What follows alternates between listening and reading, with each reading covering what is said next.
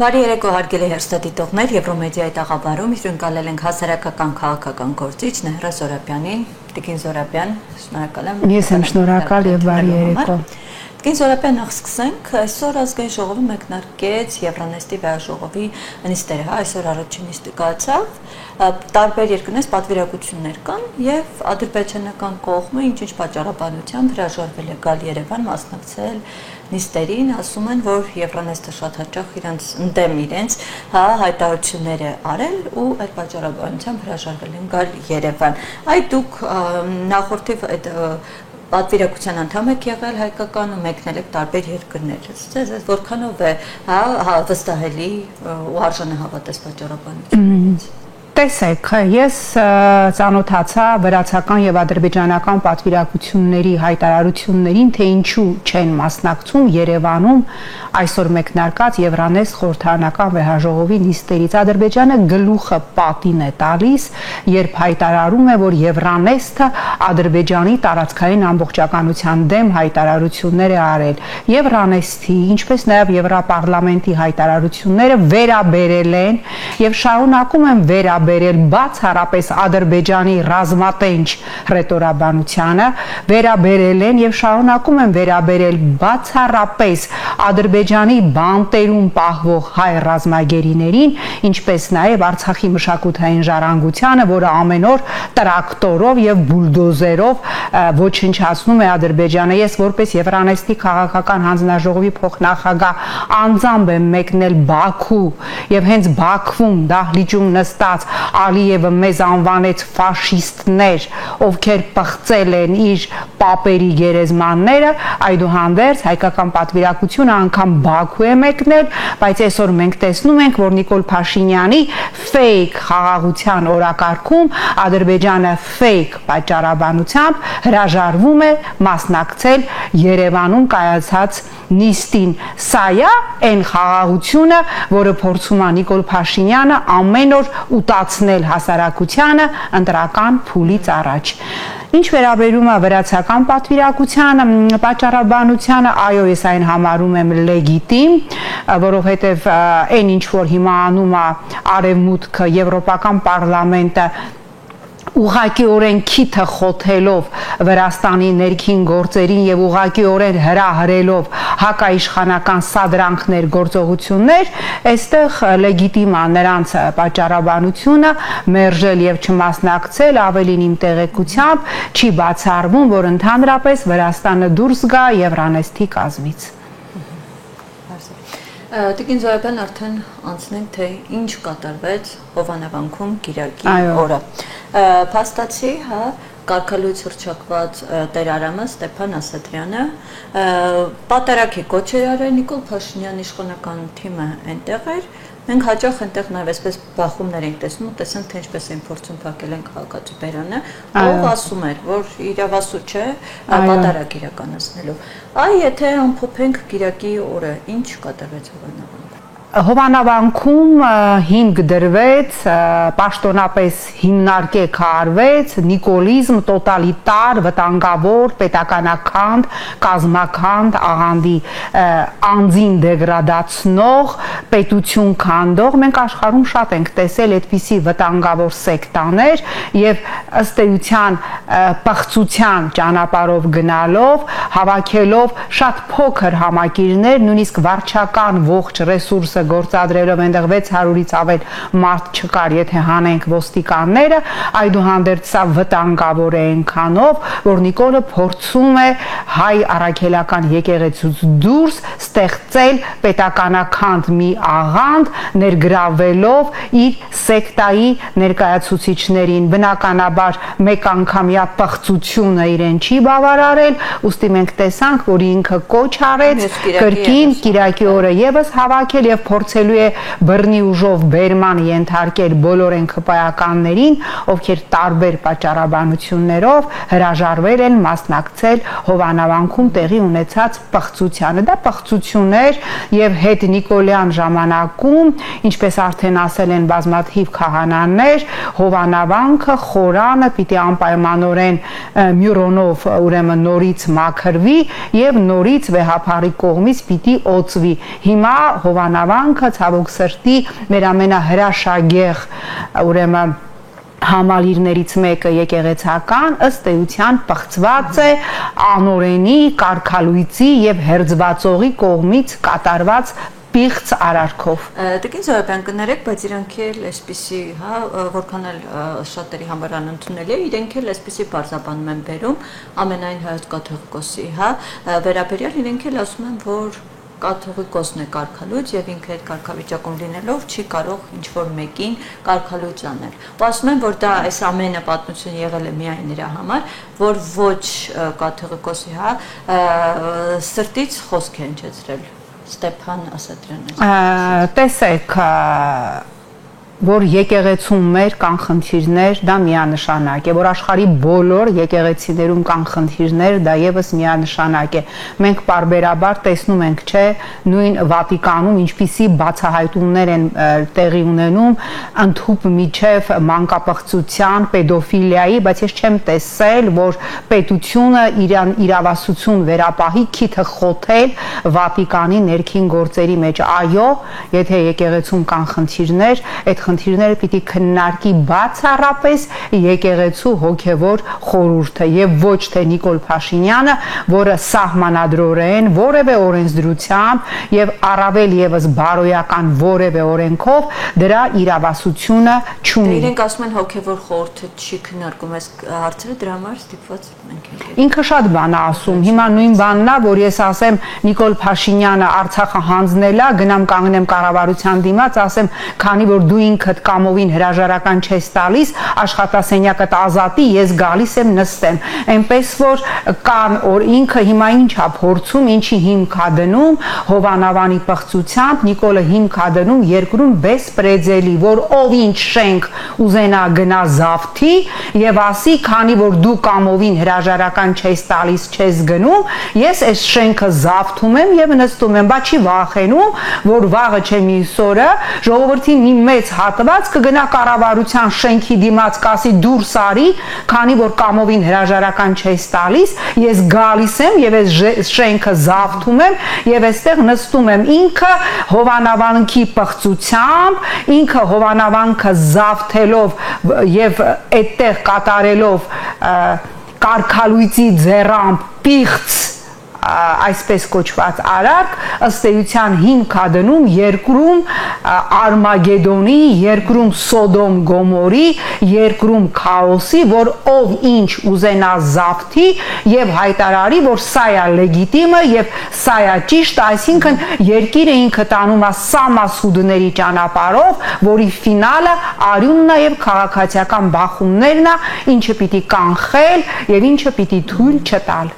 Տիկին Զոհրաբյան, բայց եթե մենք ուշադրենք, ոչ բոլոր հա քպականներ կային, որոնք տարբեր պատճառաբանություններով հենց իրենք հրաժարվել են, երբ որ հարցնում եմ, մեկ ասում է վատառող չեմ, մեկը քաղաքում չեմ։ Տարբեր պատճառաբանություններով, այսինքն այնպես չի, որ բոլորը այդպես միակամ գնացել են, իրենք էլ։ Իհարկե, բայց իհարկե իրանց մեջ էլ չէ կան մարդիկ, ովքեր հասկանում են ինչ է նշանակում մտնել Աստծո անեծքի տակ, ովքեր հասկանում են ինչ է նշանակում Աստծո դեմ դուրս գալ ավելին։ Ես գիտեմ քպականների, ովքեր պարտադրված մասնակցել են այդ պղծությանը, դրանից հետո գնացել մեկ այլ քահանայի մոտ մեղքերի թողություն են խնդրել։ Ես անվանական գիտեմ իրենց, բայց անուններ չեմ հրապարակելու, որ չէ ինչի համար Նիկոլ Փաշինյանը կպատժի այդ մարդկանց, այսինքն այդ մարդկանց ոչ թե պետք է տալ Նիկոլ Փաշինյանի մսաղացի բերանը, այլ այդ մարդկանց թիվը պիտի ավելացնել, հա, ովքեր հասկանում են, որ այս իշխանությունը Նիկոլը կորցնելու բան չունի, Նիկոլը մահապարտ է, Նիկոլը պարզապես իր հետ փորձում է դեպի ֆինալ, իր անփարունակ ֆինալը տանել մի ամբողջ քաղաքական թիմ։ Հիմա ինչքան շուտ այդ քաղաքական թիմում կգտնվեն adekvat մարդիկ, ովքեր կհասկանան, որ Նիկոլի ֆինալը պարզ է, իսկ իրանք դեռ հնարավորություն ունեն այդ ֆինալին։ Ես կարծում եմ, այո, ես կարծում եմ կան մարդիկ, պարզապես մենք այդ մասին շատ ենք խոսել, նաև այս հարթակում, որ Նիկոլը իրենց բոլորին պահում է վախով, կոմպրոմատներով, այսինքն մենք տեսանք, չէ, նախորդին այդ անբարո արտահոսքը Արշակ Սրբազանի հետ կապված, ես ավելի քան վստահ եմ, որ բոլորի,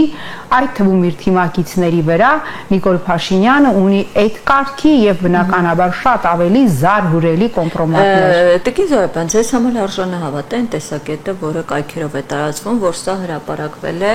այդպես են ամեն դեպքում, որ տեսանյութ հրապարակվել են, դրանից հետո տեղեկություն տարածվեց, որ այս տեսանյութերը հրապարակվել են կաթողիկոսի հետ եղած տարաձայնությունից։ Դա էշություն է, դա կատարյալ էշություն է, ակնհայտ է, որ դա հրապարակել է իշխանությունը եւ նույնիսկ ամենամոլի նիկոլականը, որի ուղեղի փոխարեն դատարկ կափարիչ է, նաեւս միանշանակ համոզված է, որ այս տեսանյութը Արշակ Սրբազանի հետ կապված հրապարակել է իշխանությանը։ Նիկոլը չլուծեց իր խնդիրը։ Ինքը մտածում էր, որ սա հրապարակելով ինքը իր հեղինակությունը ավելացնելու է եւ գեներացնելու է ատելություն հայ առաքելական եկեղեցու եւ նրա սպասավորների հանդեպ, չէ, պարզապես մարդիկ ուղակի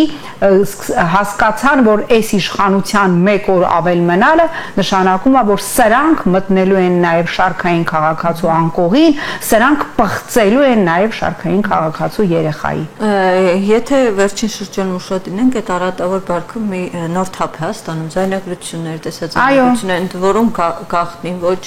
օրինական ձևով ձեռք բերված։ Դա Նիկոլի եւ այս իշխանության ձեռագիրն է, հասկանում եք, սա դա ցանկացած բռնապետական տոտալիտար իշխանության ձեռագիր է եւ որ իշխանությունը պահելու վերջի գործիքը մնում է վախը, բայց գալու է, չէ, մի պահ, որ այդ վախն էլ է հաղթահարվելու, մենք տեսել ենք, կարդացել ենք, չէ, տոտալիտար համակարգերը, երբ գալիս է մի պահ, երբ հասարակությունը, որ այլևս ոչինչ չունի կորցնելու, հաղթահարում է այդ վախը ու այդ ժամանակ երկրում լինում են շատ անցանկալի իրադարձություններ, Քադաֆիական իրադարձություններ, Սադամ Հուսեյնական իրադարձություններ, Չաուշեսկուական իրադարձություններ, որը ես հեչ չեմ ցանկանում, որ մեր երկրում լինի եւ ամեն ինչ պիտի անենք, որ երկիրը նման քաոսի չհասնի։ Բայց ես ուզում եմ նաեւ երեք Նիկոլը նորից խոսել է հոկտեմբերի 27-ի մասին, որ հոկտեմբերի 27-ը պիտի բացահայտվի եւ այլն, հոկտեմբերի 27-ը եւ մարտի 1-ը Նիկոլը, որ նախկինում ընդդիմադիր գործիչ էր եւ այն ուժերը Նիկոլա Մերց, Նիկոլական, թե հոկտեմբերի 27-ը, թե մարտի 1-ը այս ամբողջ տարիների ընթացքում ֆանտաստիկ ձևով մոնետիզացրեցին, իրանք առավելագույնը բոլոր առումներով քամեցին այս ողբերգությունից հոկտեմբերի 27-ը եւ մարտի 1-ը դրանց համար մոնետիզացիայի ընդհանրապես գործիք էր եւ եթե նախկինում իրենք ընդդիմադիր էին եւ ասում էին բա գանք իշխանության բացահայտենք, ես երեկել եմ ասել, հիմա էլ եմ ասում, բա ինչ նախանգարում Նիկոլ Փաշինյանին եւ այն ուժերին, ովքեր տարիներ շարունակ այս ողբերգություններից փող սարքեցին, այս ողբերգություններով միջազգային կառույցներում աղմուկ բարձրացրեցին, այս ողբերգությունները շահարկելով տարբեր երկրներում քաղաքական ապաստաններ ստացան, հասկանում եք ինչ նախանգարում հիմա բացահայտել։ Իրավապահները բավարար լծակներ չունեն, ես չգիտեմ, ցանկություն չկա։ Ես չգիտեմ, միգուցե իրանք գիտեն, որ մարտի 1-ը որ փորեն շատ հետաքրքիր տեղեր ա տանելու կանալները եւ դրա համար էլ այս գործերին ձեռք չեն տալի, որովհետեւ այն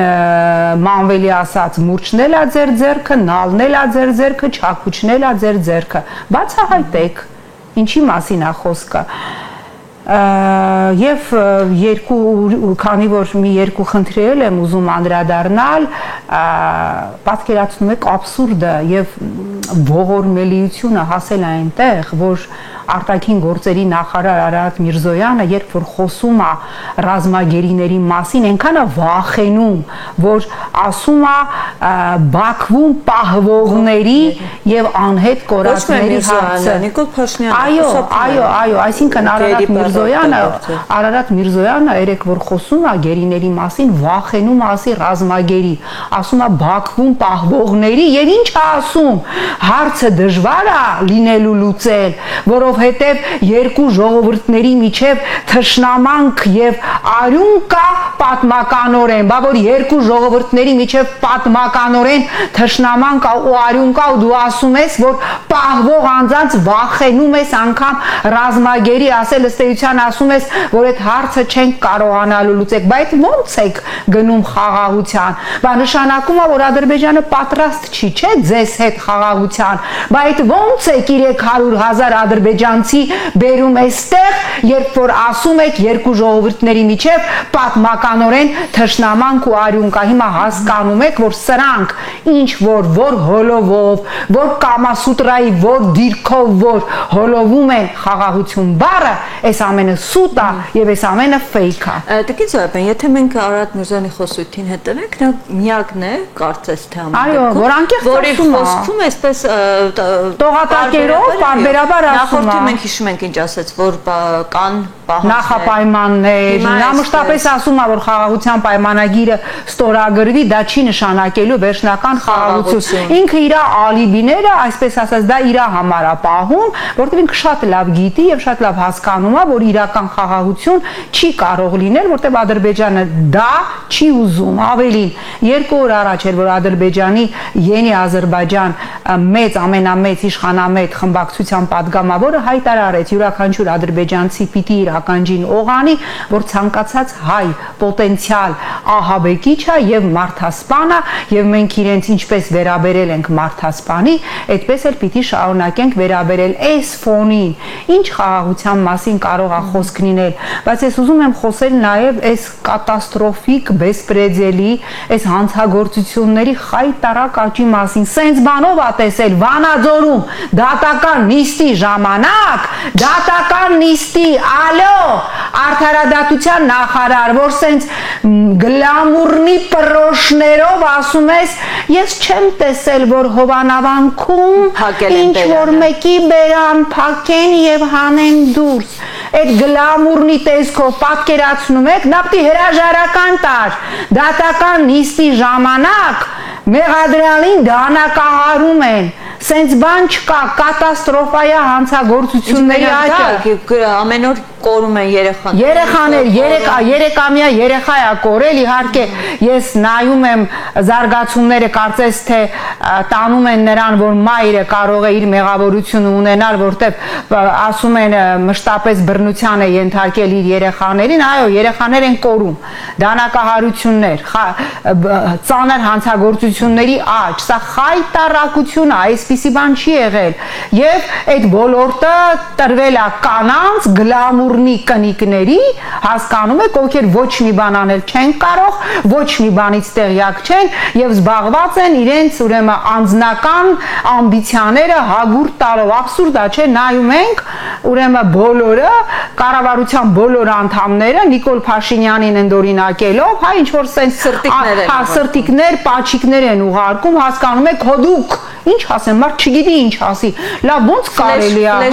ֆլեշ մոբ են սկսել ինչ որ սրտիկների, չգիտեմ ինչերի, ասենք առողջապահության փոխնախարար, առողջապահության ոլորտը քանդվում է,